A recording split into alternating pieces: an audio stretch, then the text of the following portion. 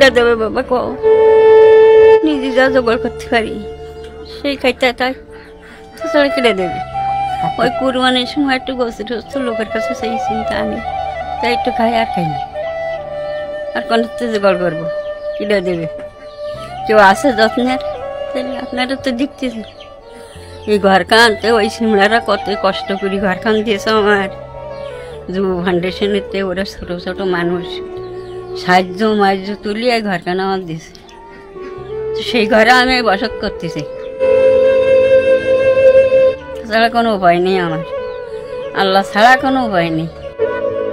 আল্লাহ যেটা রাখবে সেইটি ভালো জানি।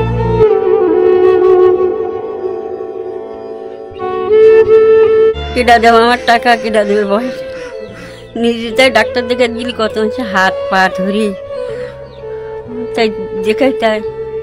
আর ওই এখন বিধবা ভাতার টাকা দেয় গুরু 1500 টাকা, তাই রাখি না খাই না দিই ওই ডাক্তারের কাছে যেতে।